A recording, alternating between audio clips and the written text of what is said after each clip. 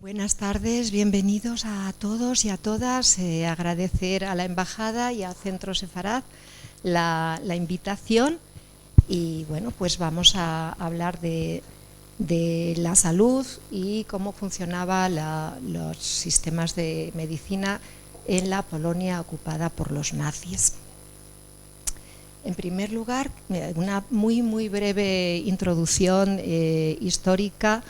Simplemente recordar algunos puntos, por ejemplo, como la idea de las razas, lo biológico, está presente desde el primer momento en el programa nazi desde 1920. Esta idea de los guetos, por supuesto, no aparece, ni muchísimo menos, pero sí recordar que hay temas como la sangre, lo biológico, lo que se transmite por la herencia, cómo desde ese momento ya se diferencia. Ellos piensan, ya cuando todavía el partido es muy pequeño, ellos piensan que hay personas que merecen ser ciudadanos y otros que no lo van a merecer por lo que llevan dentro, por algo que no pueden desprenderse de ello. Así pues, en esa idea de esa Alemania que ellos pretenden, habrá unos ciudadanos con derechos, otros que no lo sean. Por supuesto, los funcionarios de toda índole, ya sean médicos, profesores, funcionarios de correos, abogados, etcétera, han de ser de raza aria, es decir, han de ser absolutamente puros. Y ahí os he marcado algunas frases un poco resaltadas, hablando de cómo aquellos que no sean ciudadanos, es decir, aquellos que no sean sangre pura, pues serán expulsados. Evidentemente aquí es muy pronto, no hay todavía nada de lo que vamos a ver después, pero nos encontramos ya algunas chispas de lo que vamos a encontrarnos, es decir, ese nacionalismo, ese racismo, ese antisemitismo y, por supuesto, la idea del espacio vital, ese espacio vital que, como sabéis, después de Versalles, Alemania ha perdido gran parte de su territorio. Y esa recuperación, esa expansión hacia el este está ahí latente. Ahí en el mapa podemos ver el mapa dividido con dos partes que han quedado hasta separadas entre sí. Pero todo esto va a ser llevado a la práctica cuando en 1933 el partido llega al poder. Y en ese momento todo ese componente racista, biologicista, eugenésico va a ser puesto en práctica. Esas teorías eugenésicas, esas teorías de las razas superiores, razas inferiores, se llegó a hacer una clasificación, una división, una priorización de razas. Por supuesto, la aria estaba arriba, los eslavos, entre ellos serían los polacos, estaban muy abajo, y más abajo, más todavía, estarían los judíos.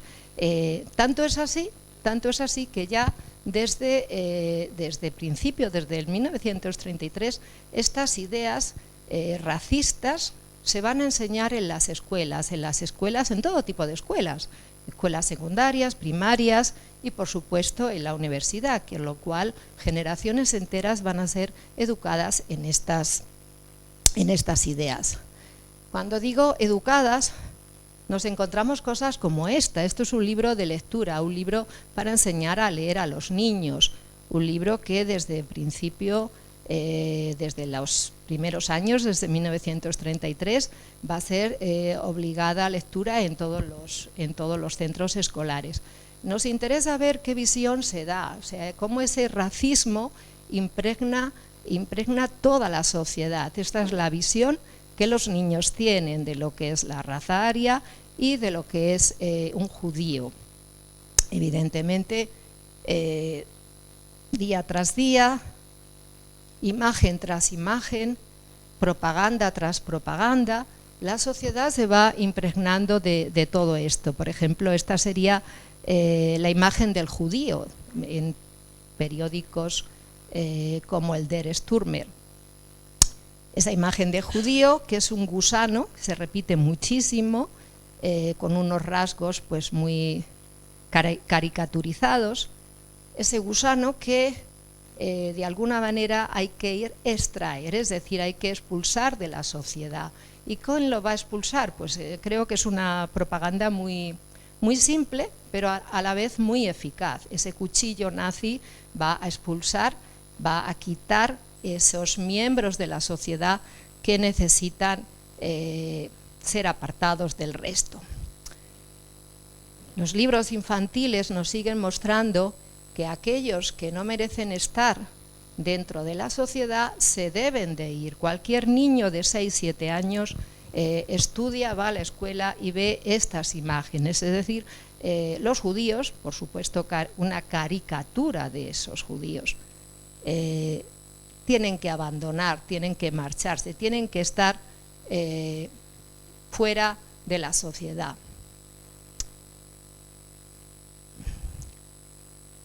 En el año 1937, una compañía privada, es decir, una empresa privada, decide que es buena idea hacer un juego infantil tipo Oca, tipo Parchís, que se llama Judíos Fuera.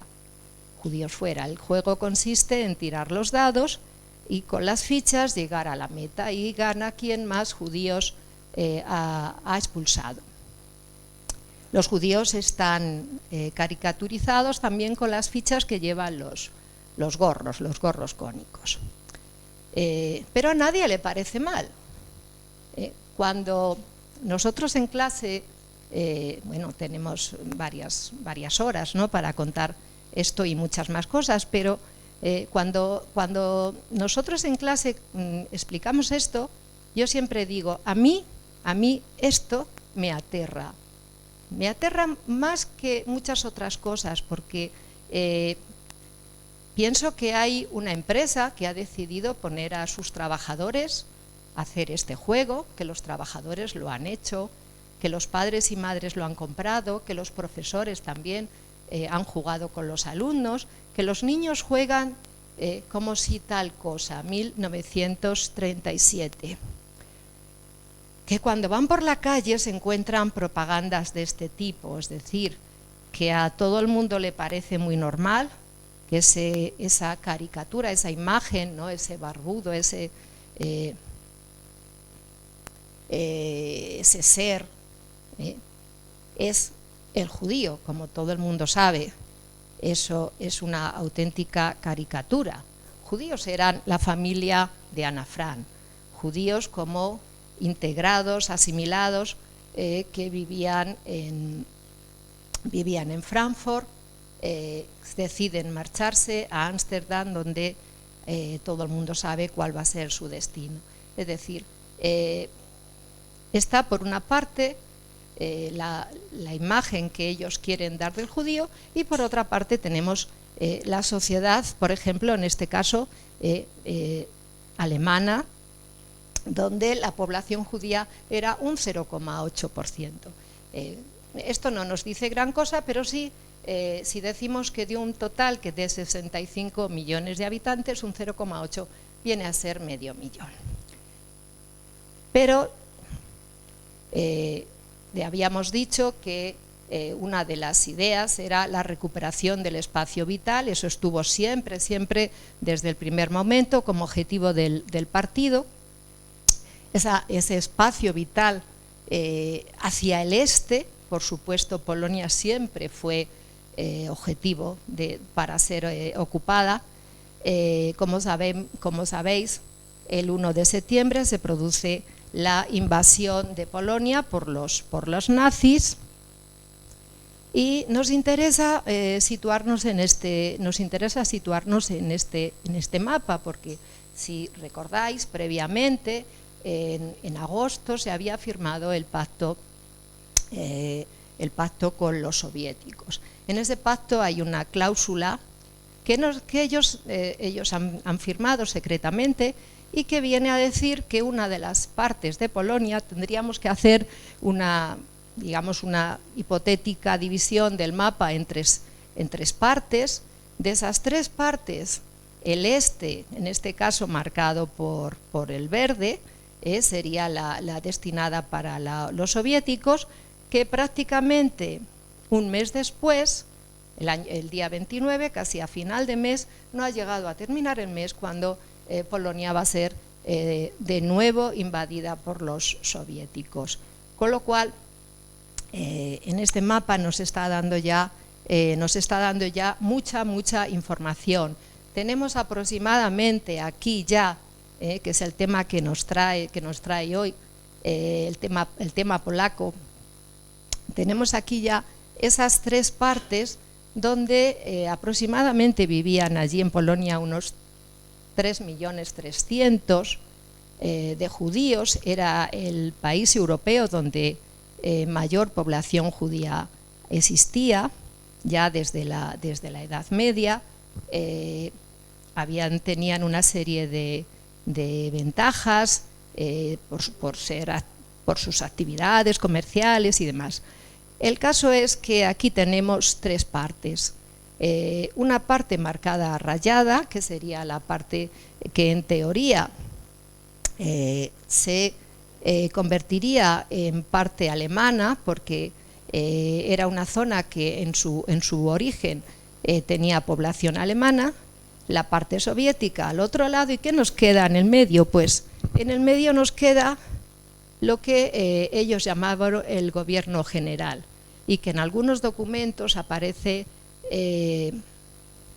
con el nombre más o menos de el vertedero racial. Vertedero racial porque ellos piensan que ahí es donde se va a trasladar a toda la población judía, se va a agrupar a la población judía.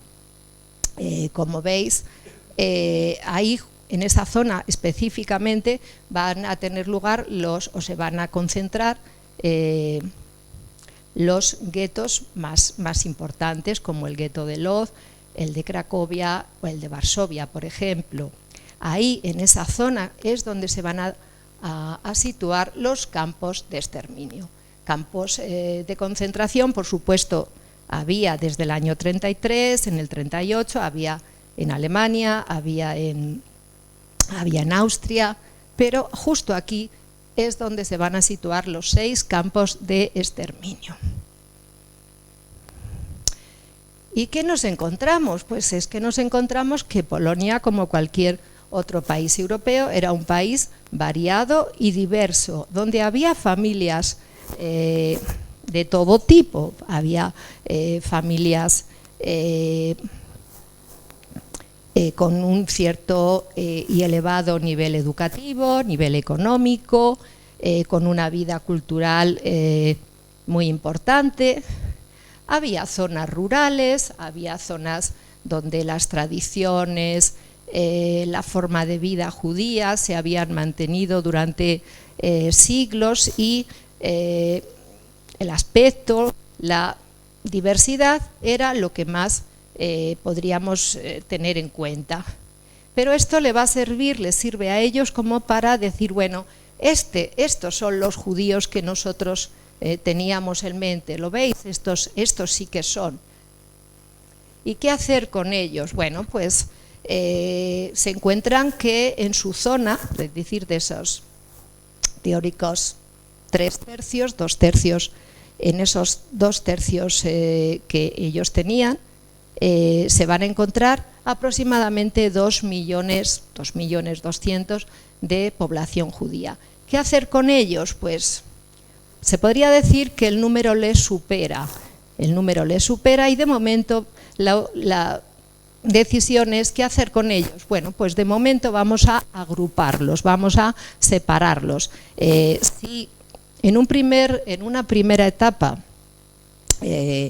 la política con respecto a los judíos era que se vayan, facilitarles que abandonen el país, por supuesto a partir del 38 esto ya no se puede, porque ningún país europeo acepta población refugiada. ahora estamos en guerra, la situación es totalmente diferente. Por lo tanto, la nueva situación es: vamos a agruparlos, vamos a concentrarlos, vamos a trasladar población rural a unas zonas concretas, generalmente grandes capitales, y como veis ahí establecen unos 1000 guetos, de los cuales 400 en Polonia. ¿Y qué es un gueto? Pues un gueto no es nada más que una parte de la ciudad. Ahí quizás a veces se confunde la idea o se interpreta la idea de que previamente los judíos vivían en determinadas zonas, lo cual no es verdad. Es decir, serán los alemanes los que vacíen ciertas zonas de la ciudad, generalmente las zonas más depauperadas, y en esas zonas trasladen a la población del resto de las áreas circundantes, incluyendo las áreas rurales. Interesante ver, por ejemplo, el gueto de Lodz. ¿Por qué? Porque es el primero, es el primero que se hace, el primero que se hace y el último que se disuelve. Algo que vamos a ver otra vez ahora en otro gueto es esta imagen. Si habéis visto la película del pianista, recrea este tipo de situación. Es decir, cómo los judíos tienen que atravesar la parte aérea porque va el tranvía, y tienen que cruzar de una zona a otra del gueto, en este caso para trabajar. ¿Cómo se organizan los guetos? Bueno, pues las zonas están dirigidas, coordinadas por lo que se llama los Judenrat, es decir, el consejo local. Los alemanes piensan que las autoridades locales, cuando decimos autoridades locales, no debemos de pensar tanto en cuestiones políticas. Muchas veces estos presidentes de los consejos, del Judenrat, son personas que tienen pues una cierta superioridad moral o categoría moral. Por ejemplo, muchos son médicos o abogados o gente que la comunidad confía en ellos, y se les encarga la organización de las actividades dentro del gueto. ¿Qué tipo de actividades? Pues podríamos decir que todas ellas, desde la alimentación, la educación, la sanidad, servicios de comedor, etcétera. En el caso de Lodz sería uno de los más significativos por la cantidad tan enorme de fábricas que allí se instalan. Estas fábricas son fábricas destinadas al esfuerzo de guerra, puede ser desde uniformes,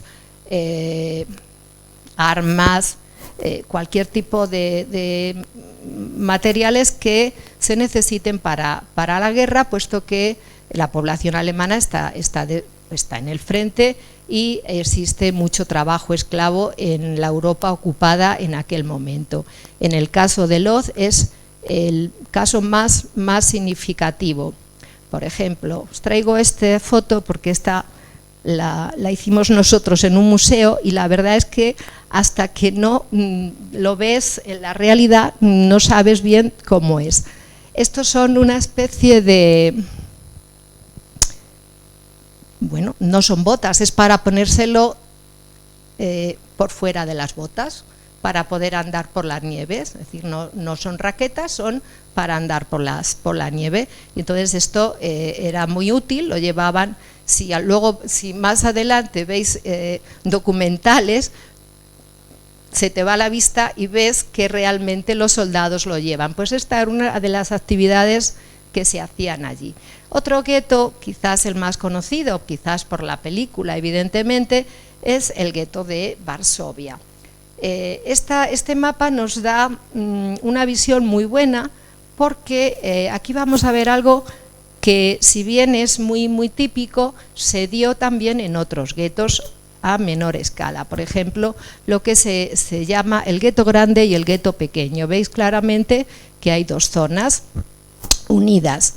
En ocasiones podríamos decir que el gueto se estira y se encoge, porque se va atrayendo población de una zona a otra.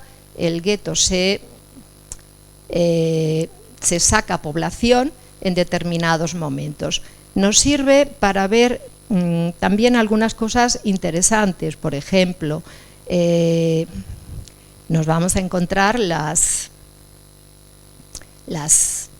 murallas que tenía, o por ejemplo, si miro y digo, pues también aparece marcado donde tenía Korsad su orfanato, o donde estaba la estación de la policía judía, o donde estaban los hospitales, o donde estaban, por ejemplo, en el número 6, los lugares donde se escondieron los archivos, que ahora os contaré lo que son. Es decir, cosas que vamos a encontrarnos después. Algunas calles nos recuerdan la calle Mila,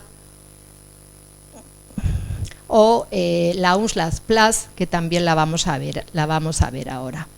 El gueto de Varsovia se empieza en octubre, pero realmente el muro no se va a construir hasta un mes después.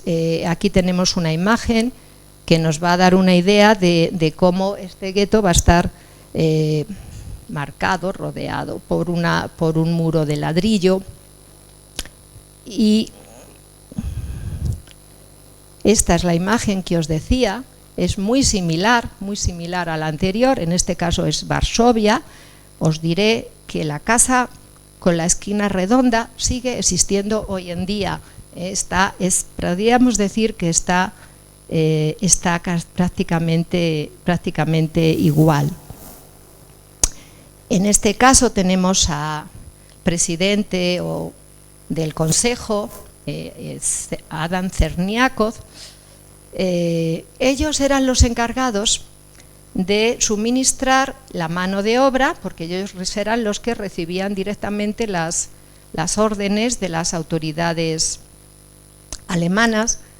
Ellos le decían, pues hoy tienes que mandar 6.000 o 1.000 o 2.000, y tenían que hacer que esa orden se cumpliera y decidir y establecer las listas de las personas. Evidentemente, estos son, como se dice, elecciones sin elección, por lo cual llegó un momento que el propio Czerniaków se suicidó.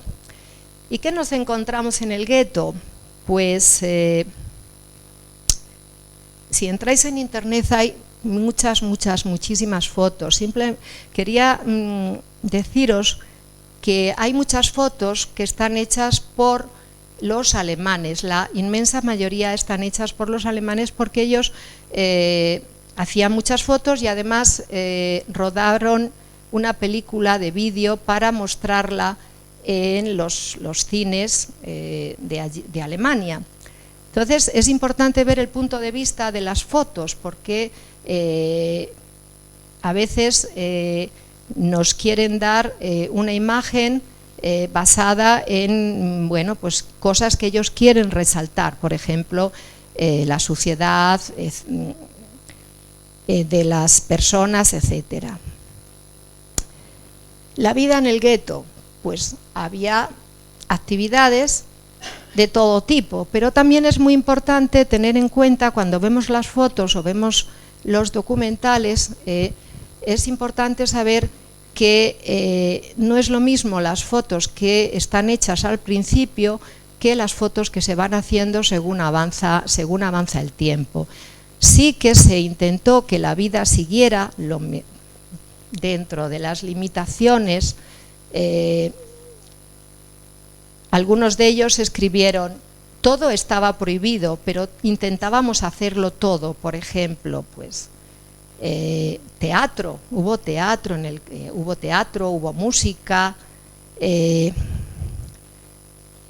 había mercados, es decir, ¿qué tipo de mercados? Pues cada uno vendía lo que buenamente tenía, y a final de los años, es decir, cuando pasa el tiempo,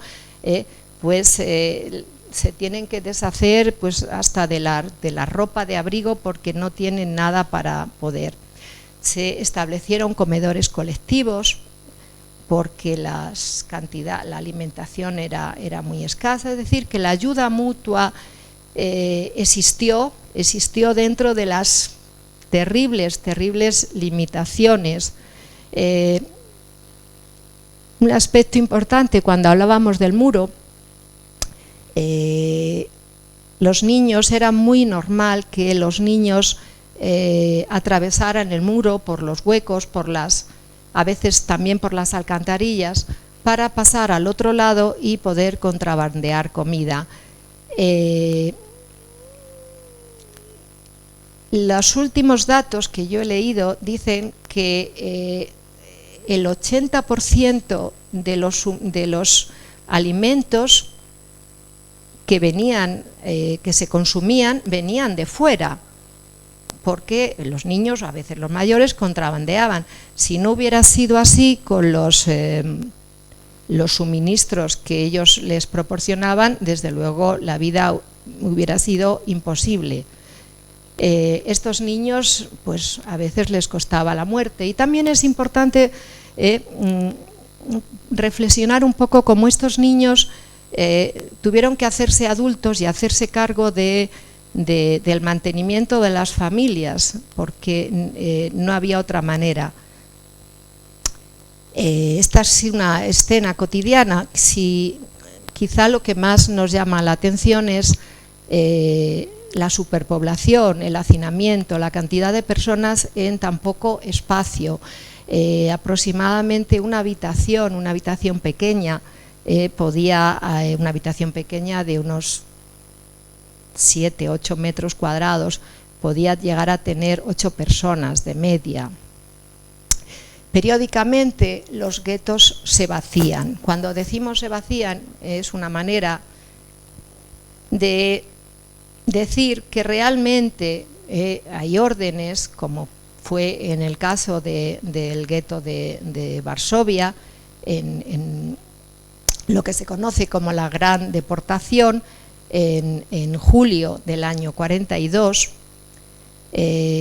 más de 300.000 personas van a ser deportadas al recientemente construido campo de Treblinka.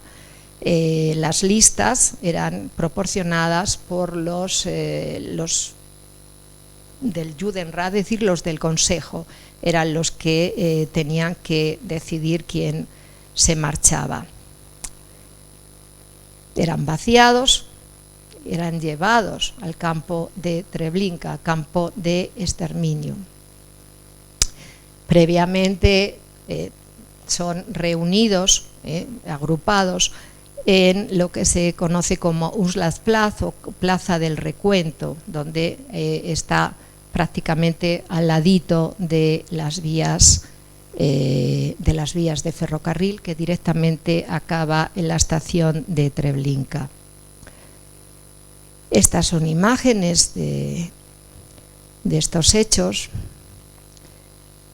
y como sabéis, el 19 de abril, mañana se cumple el aniversario, se va a producir el levantamiento del gueto, el levantamiento judío del gueto de Varsovia. Para entonces, algunos autores dicen: ¿y por qué esperaron tanto? ¿Por qué esperaron tanto? ¿Por qué no lo hicieron antes? Bueno, pues realmente, claro, para nosotros es muy fácil, porque conocemos el principio de la historia, el medio, y conocemos el final. Pero ellos en ese momento no se sabe qué va a pasar. Sí que es verdad que ha habido esa gran deportación del mes de julio. Para entonces ya la enfermedad, el hambre, el hacinamiento, ha hecho estragos. Es decir, ha habido muchísimas muertes previas por enfermedad, más todas las que han venido por el desplazamiento, por haber sido trasladados a Treblinka. Allá para abril, los que realmente van quedando en el gueto son la gente joven que ya ve que hay que hacer algo. Ha habido un primer intento de levantamiento en el mes de enero, y entre enero y abril establecen contactos con la gente de fuera, con la zona aria, con la resistencia polaca, y procuran hacerse con armas y procuran organizar, hacer búnkers y preparar lo que va a ser la resistencia, que es la resistencia más importante de todas las que hay durante toda la guerra. Dura prácticamente un mes, es decir, que con las pocas armas que tienen y con los medios que tienen son capaces de enfrentarse a todo un ejército. Bueno, si pensamos que los franceses también estuvieron un mes antes de la capitulación, bueno, son dos escenarios distintos, pero desde luego es importante recordarlo.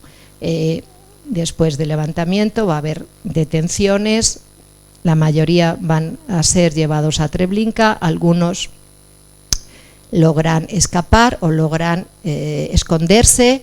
Quiero traer aquí la figura de Marek Edelman, que fue uno de los líderes. Como veis, él sobrevivió, él se hizo médico, cardiólogo, y bueno, su figura es muy, muy reconocida.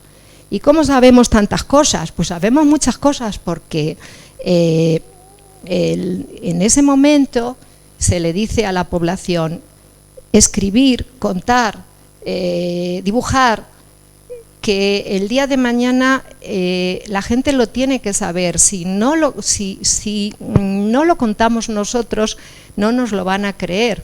Y la gente, niños, mayores, empieza a guardar sus poemas, sus recetas de cocina, dibujos, y los guardan en cajas y en cántaras grandes, escondidos, para que si en un futuro, cuando acabara la guerra, poder recuperarlos. Lo cierto es que no todos, pero bastantes de ellos se han recuperado. Estas son las imágenes y hoy en día las tenemos en un museo en Varsovia, dedicados a la memoria. Y también lo sabemos porque hubo muchas personas que después sobrevivieron, médicos, muchos de ellos, que es el tema que nos trae hoy hasta aquí, y escribieron, contaron sus memorias, contaron sus vivencias, y por eso lo sabemos.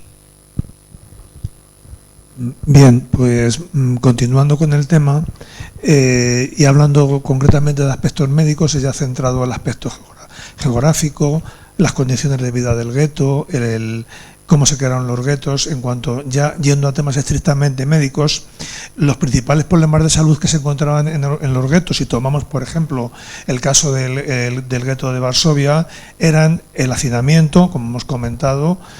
Pensemos por ejemplo que el 70% de la población de Varsovia, que podrían ser los judíos, son confinados en menos del 5% de la superficie, con lo cual ya ese hacinamiento era un problema para producir y para transmitir muchas enfermedades. Tenemos el tifus, que hablaremos mucho del tifus, tenemos la tuberculosis, tenemos la fiebre tifoidea, tenemos también el hambre, de la que hablaremos también, y también la desesperanza. El no saber qué pasaba afuera, el no saber cómo salir de esto, el no saber cómo es el futuro. Este hacinamiento incluso está descrito en algunos de los testimonios, que iban al cine, iban al teatro, al teatro de Kaminka, una actriz muy famosa en Varsovia, porque al menos en el rato de la obra de teatro tenían su asiento y tenían un mínimo espacio que era propio, porque realmente no había posibilidad de tener espacio vital. espacio en este caso para poder vivir. En cuanto al tifus, los alemanes, dentro de esa idea suya de superioridad absolutamente racial, decían algo tan aberrante como que los judíos eran portadores naturales del tifus. O sea, el hecho de ser judío era portador del tifus, algo verdaderamente aberrante. Lo que hicieron ellos fue, con los guetos, crear las condiciones absolutas y necesarias para que hubiera epidemias de tifus en el gueto, por el hacinamiento, por la falta de higiene, por la posibilidad de transmitir enfermedades infecciosas. Y siempre la propaganda, está este póster que se puede ver ahí, es un póster en polaco en el cual se identifica al polaco con el piojo, con el tifus, con el agente transmisor del tifus. Y esta otra imagen es la típica imagen, los paneles que ponían diciendo, ojo, aquí hay tifus, la medida de confinamiento que veremos ahora, el aislamiento y cómo en momentos había zonas del gueto que se cerraban para evitar la transmisión del tifus. El Judenrat, el Consejo Judío, se ve en la obligación, en la necesidad de tener que controlar las epidemias de tifus como sea, estableciendo unas medidas que podríamos decir verdaderamente draconianas y verdaderamente tremendas. Ante un caso de tifus, se aislaba el edificio entero, se ponía la policía del orden judía en la puerta, no se podía entrar, no se podía salir. La familia, entonces, si uno no podía entrar ni salir de donde vivía, no podía trabajar, no podía buscar comida, no podía comerciar, no podía hacer absolutamente nada. La familia, el enfermo, podríamos decir, era llevado al hospital, fuera de sus seres queridos, con lo cual la posibilidad de no verle más también era importante. También al llevarle al hospital podía coger otras enfermedades. La familia era obligada a abandonar el piso, la vivienda, mientras una brigada desparasitaba la vivienda, les quitaba la poca ropa que tenían, o la quemaban, o la echaban de DT, quedaban en la intemperie, no podían tener comida, pasaban frío, con lo cual eran medidas muy duras y evidentemente a veces eso llevaba aparejado un cierto grado de mortalidad, y esto obviamente a los médicos que tenían que cumplir con unas órdenes les provocó verdaderos conflictos éticos, como veremos después en un testimonio. El hambre, lo comentamos el otro día, hemos hablado de ello, era una constante. La Segunda Guerra Mundial, aparte de todo, es una batalla de recursos, es una batalla mediante la cual únicamente unos, los arios, eran los que podían tener derecho a la alimentación. Para la población judía, el número de calorías en el gueto llegaba a ser escasamente 200 calorías, con lo cual el hambre se convierte en un problema sanitario número uno. Era muy normal, se pueden ver en cualquier imagen, gente muerta por la calle absolutamente de hambre, emaciada, sin ningún tipo de fuerza, muerta. Y ante esto, ¿qué se espera de los servicios sanitarios, de médicos, de enfermeras, de personal sanitario? Pues que hagan lo que tienen que hacer. Siempre se pide de nosotros que hasta en la peor condición hagamos lo que debemos de hacer. Y por ejemplo, en el gueto de Lodz, en polaco Łódź, que bien lo sabemos, lo aprendimos en Polonia, crean incluso ambulancias tiradas por caballos, porque no tienen incluso posibilidad de tener gasoil, para poder llevar los heridos a los hospitales.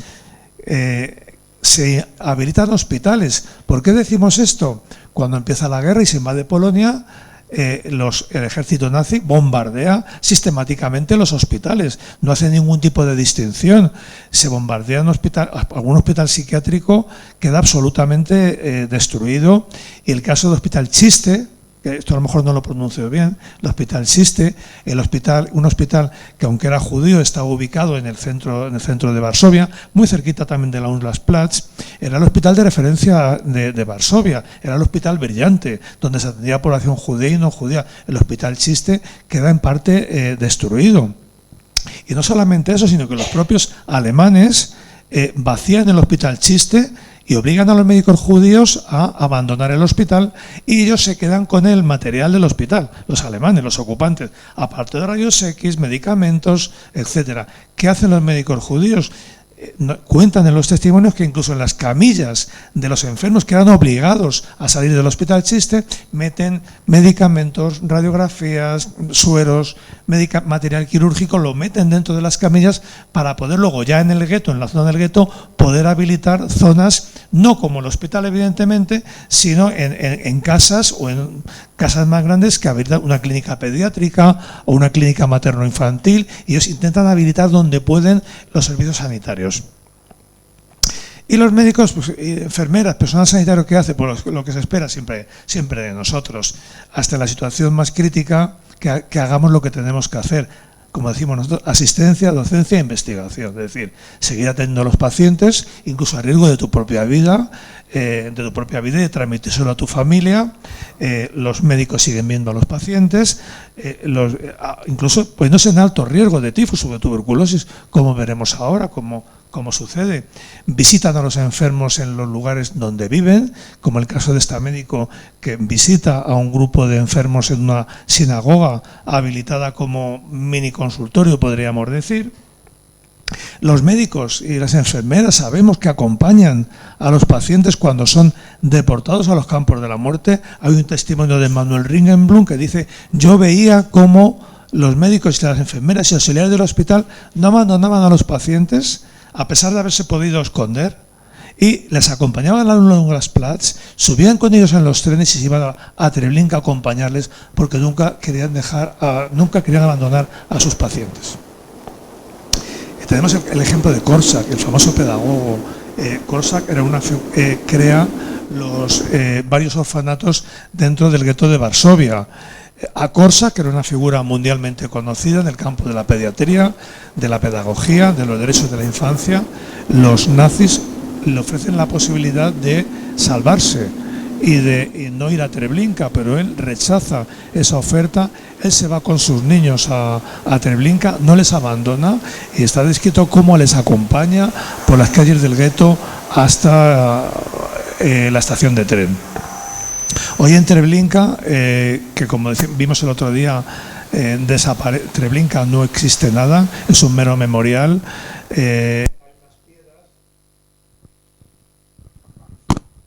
Hay unas piedras y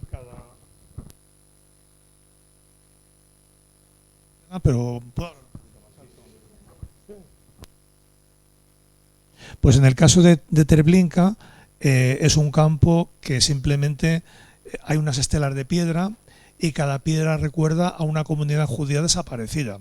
Solo hay una piedra que tiene un nombre, y la de Janusz Korczak, y nos recuerda a un médico que nunca abandonó, en este caso, a sus niños, a los niños del orfanato. Y los médicos se ven obligados a tomar decisiones éticas verdaderamente muy complejas, que veremos ahora algunas de ellas.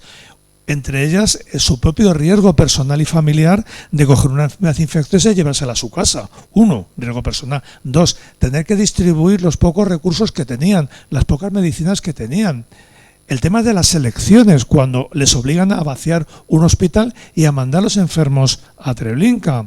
El hecho también de, ante una situación, procurar aliviar el sufrimiento y evitar un sufrimiento mayor a los enfermos que estaban en los hospitales.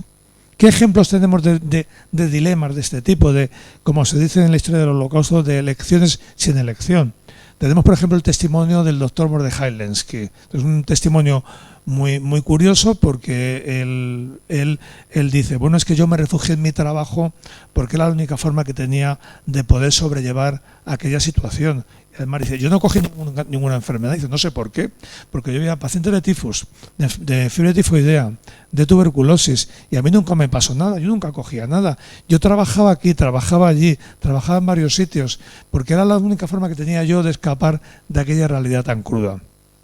Y en el testimonio hay una cuestión casi humorística, en cierto modo, porque su esposa le dice un día: Mordechai, cuídate, porque nos vas a tener a casa cualquier enfermedad.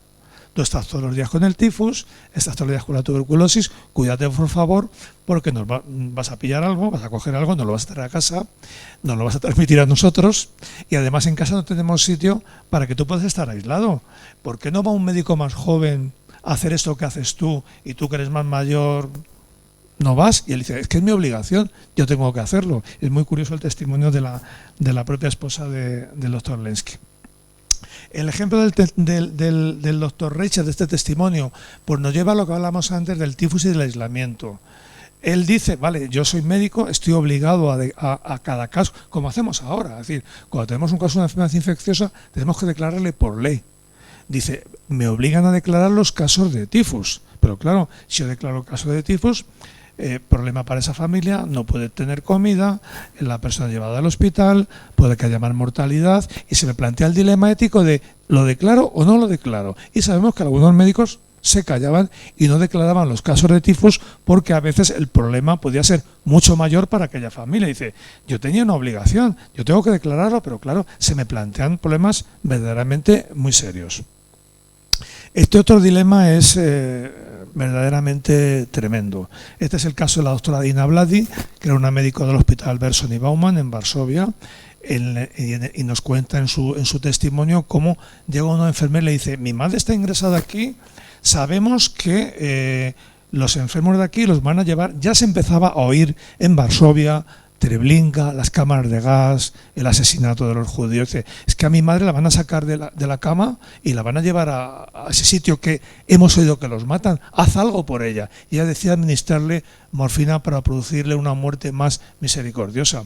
¿Y qué más le pasa a la doctora Vladi? Pues que va viendo que esta situación cada vez es mayor y ella decide, primero a pacientes con enfermedades más severas, administrarles morfina para que al menos tengan una muerte más dulce en la cama y no fueran llevados en un tren de ganado a Treblinka en aquellas condiciones y fueran asesinados en las cámaras de gas. Y ya el colmo es que va a la planta de pediatría y decide administrar morfina a los niños que estaban ingresados. Dice, al menos voy a intentar darles una muerte dulce, sin dolor, sin sufrimiento, en contraposición a lo que les espera en Treblinka o en otros campos. Y cuenta ella cómo a la vez que está prácticamente administrando la morfina a los niños, están llegando los nazis y están llegando unas tropas auxiliares paramilitares y están evacuando el hospital y llevándose a los enfermos a la Unlandsplatz y de ahí al tren de Treblinka. En la película de la lista de Schindler, que transcurre en el gueto de Cracovia, hay una imagen en la cual se ve unos médicos, en cierto modo está copiado del testimonio de la doctora Vladi, cómo administran la morfina a los enfermos que están en las camas y acto seguido se ve que los nazis llegan y ametrallan directamente a los enfermos en las camas del hospital. Y la selección. El doctor Marek Balin era médico de una planta de traumatología y los nazis obligaban al Judenrat a dar cupos cada día de personas para evacuar el gueto e irlo llevando a los campos. Y les obligan a los médicos a hacer una selección. Y tienen que seleccionar qué pacientes se quedan en la cama del hospital y qué pacientes son evacuados. Y él dice, pero bueno, esto me supera. Es decir, ¿qué quieren de nosotros? Nosotros estamos seleccionando quién ha de vivir y quién ha de morir. Y cómo los médicos van por las camas mirando a los enfermos, cómo lo pasan, cómo lloran, hasta que van decidiendo y tienen que decidir quién se queda y quién es llevado a la Unlandsplatz, repetimos mucho la palabra, y de ahí a los campos de Treblinka. Y si resistencia era el hecho de intentar llevar la vida lo más normal posible, resistencia era luchar contra la enfermedad, resistencia fue el llevar a cabo la investigación del hambre. Entre febrero o julio del año 43 aproximadamente, un grupo de unos 25 médicos y farmacéuticos llevan a cabo en el gueto de Varsovia una investigación sobre el hambre, una investigación que todavía no ha sido superada. Y por primera vez en la historia, investigadores e investigados tenían el mismo problema de salud, el hambre. Y investigan el efecto del hambre sobre el organismo, sobre la sangre, sobre el cerebro, sobre el sistema neurológico, sobre la presión del ojo, sobre todo absolutamente. Hacen autopsias, llevan a cabo análisis absolutamente minuciosos y es un estudio que todavía no está superado. Yo traigo aquí una copia del estudio del hambre y luego sí que leeré un pequeño fragmento. Hemos traído esta imagen de la doctora Braude Heller, porque es una de las médicos que lleva a cabo el estudio. Ella era pediatra del Hospital Berson y Bauman. Ella muere durante el levantamiento del gueto de Varsovia y esta imagen hemos intentado que fuera la imagen menos cruda posible, porque hay colecciones enteras de fotografías de los estudios del hambre que se encuentran en el archivo del Museo de Washington y en el de Yad Vashem, y son imágenes que realmente cuesta trabajo verlas. La deformación, el edema, la hinchazón, las contracturas, la emaciación, y hemos preferido al menos traer esta foto más suave. Decir que en este hospital, en el Hospital Persona y Bauman, es donde esperamos que en el año 2026, creo recordar, se abra el Museo del Gueto de Varsovia y es llamativo que al final sea el museo dentro de un hospital. Este estudio del hambre se esconden los resultados hasta que termina la guerra y por fin en el año 46 se publica en francés la primera versión del estudio, y luego en el año 79 se publica en inglés, que es el libro que tengo yo aquí.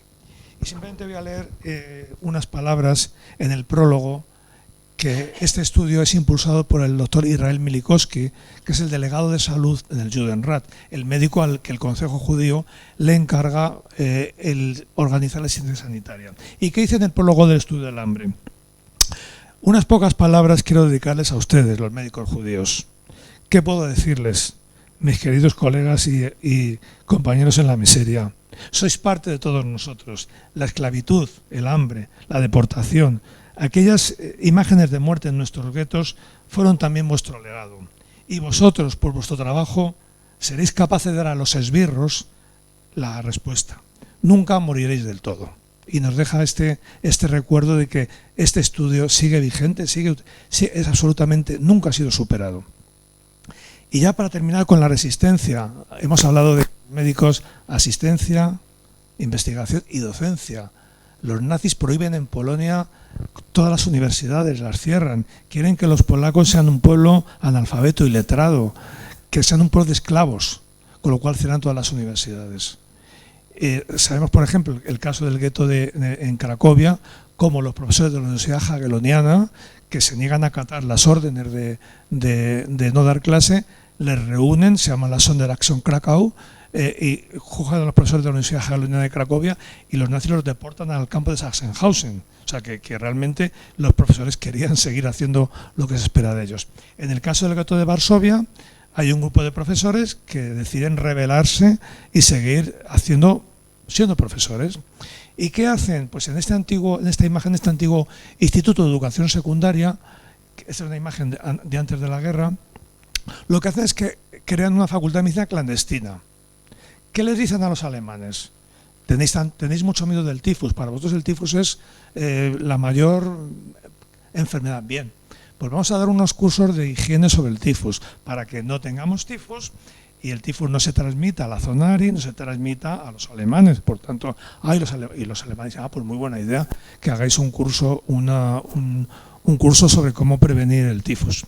Cuando nosotros en la facultad, en nuestro curso, ponemos las asignaturas del teórico curso de tifus que organizaban los médicos judíos con el plan de estudio de la Facultad de Medicina de cualquier facultad de medicina del mundo, los alumnos dicen, pero es el mismo, porque estos alumnos en primero y en segundo, anatomía, biología, bioquímica, histología, farmacología, dicen nuestros alumnos, es que es lo mismo prácticamente. Efectivamente, es que era lo mismo. ¿Qué hacen ellos? Incluso engañan a los nazis, echan insecticida por las paredes para que huela al DDT, preparan aquello como un escenario, pero cerraban las puertas y aquí era una facultad de medicina donde se estudiaba anatomía, se estudiaba todo. Lo tenían mucho más fácil, lo difícil era los 2 primeros años, cuando estudiamos asignaturas básicas, pero a partir de tercero o cuarto era muy fácil, digamos, escamotear a los estudiantes de medicina en los hospitales o en las clínicas, porque decían que eran enfermeros, auxiliares, ayudantes, celadores, pero lo que se hacían eran las prácticas realmente de medicina. Bueno, ya estamos terminando y bueno, a mí siempre me gusta terminar con un toque de esperanza. Entonces, bueno, hubo personas que ayudaron siempre en todos los acontecimientos. Hay gente buena, hay gente mala, hay gente que mira para otro lado, hay gente que no hace nada, pero siempre hay gente que decide hacer algo, a veces a una costa de su vida. Hubo muchos casos de polacos que ayudaron. De hecho, por nacionalidad es el país que más justos entre las naciones tiene recogidas. Pero bueno, yo simplemente os quiero traer la figura de Pankiewicz, que es un farmacéutico que tenía su farmacia. Pidió permiso en Cracovia, en la zona lindando con el gueto. Entonces, bueno, pues también quizás os suene que hablamos mucho de cine, porque nos gusta mucho también. El cine es una manera también de aprender, y sobre todo para los jóvenes nos ayuda mucho la selección de películas o documentales en la enseñanza. Si habéis visto La lista de Schindler, hay una escena del principio en la que sale esta farmacia. Hay un chico que le disparan y el farmacéutico, muy bien, sale con su pajarita, igual, es reconocible, le mete dentro, le curan y le ayudan. Es decir, esta figura existió, y allí en la farmacia no solamente ayudaban con medicinas, ayudaban con contrabandeo de papeles falsos, salvoconductos y demás. Entonces, es una de las personas que hoy queremos recordar aquí. Y otra de las personas que también se habló el otro día de ella, hay otras muchas, pero bueno, la historia de Irena Schindler. Aquí la vemos vestida de enfermera. La mayoría de los sitios dicen que es enfermera, pero en realidad no era enfermera, sería lo que hoy llamamos trabajadora social. Ella era trabajadora social, es católica, educada en fuertes convicciones católicas, su padre era médico, y ella aparece muchas veces vestida de enfermera porque consiguió con una organización clandestina, entraban en el gueto de Varsovia, en teoría para proporcionar ayudas sociales, alimentos, etcétera, como trabajadora social, pero lo que hacía era, a través de su organización, sacar a niños del gueto.